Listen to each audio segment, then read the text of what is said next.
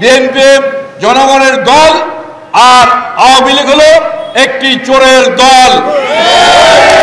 শেখ মুজিব বলেছেন বাংলাদেশে 7.5 কোটি কম্বল আসছে, আমার কম্বল কোথায়? অর্থাৎ কম্বলটি চুরি করে নিয়ে গিয়েছে। শেখ মুজিব বলেছেন আমার ভাই চোর, ডাইনে চোর, বায়ে চোর, পিছনে চোর, সবখানে চোর আর চোর। এই চোরদেরকেই রেখে গিয়েছিলেন শেখ মুজিব।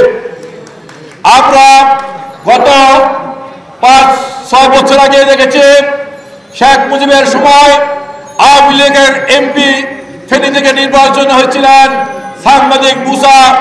তিনি প্রেস ক্লাবে তার বক্তব্যে বলেছিলেন আওয়ামী লীগ একটি চোরের দল, আওয়ামী লীগকে দেখে বলবেন ওই চোর যাচ্ছে, ওই চোর যাচ্ছে। আওয়ামী লীগ একটি চোরের দল।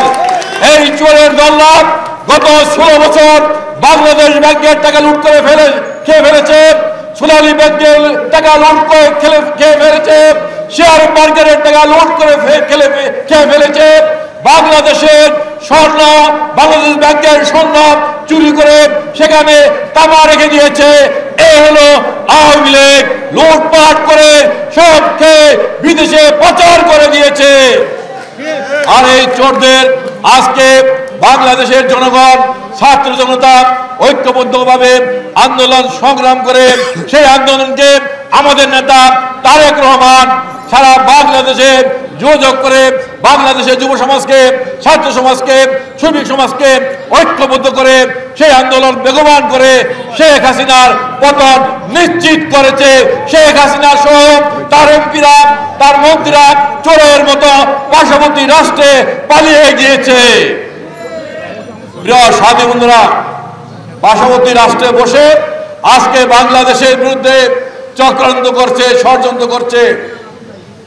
আজকে বাংলাদেশের স্বাধীনতার সার্বভৌমত্ব নস্যাৎ করতে চায়। আজকে বাংলাদেশের যে একটি শান্তিপূর্ণ পরিবেশ বিরাজ করছে, এই শান্তিপূর্ণ পরিবেশ নস্যাৎ করে বাংলাদেশে দাঙ্গা লাগানোর চেষ্টা করছে। আমাদের নেতা তারেক রহমান বলেছেন যারা বাংলাদেশে বসবাস করে আমরা সবাই বাংলাদেশি। বাংলাদেশের সংস্কার কিন্তু একটি চলমান প্রক্রিয়া, সংস্কার কিন্তু একবারও হয় না। প্রথম সংস্কার করেছিলেন আমাদের নেতা বিএনপির প্রতিষ্ঠাতা শহীদ রাষ্ট্রপতি জিয়াউর রহমান। তিনি বাকশাল থেকে তিনি গণতন্ত্র প্রতিষ্ঠা করেছিলেন। প্রথম সংস্কার করেছিলেন জিয়াউর রহমান।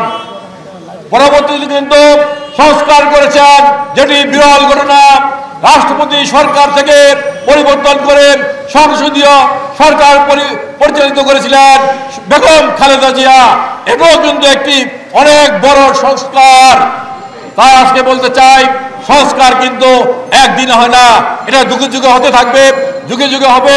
এটা একটি চলমান প্রক্রিয়া। সংস্কারের নামে নির্বাচনকে পিছানো যাবে না। যেটি জরুরি দরকার সেটি করে অনতি বিলম্বে নির্বাচনের তারিখ ঘোষণা করতে হবে।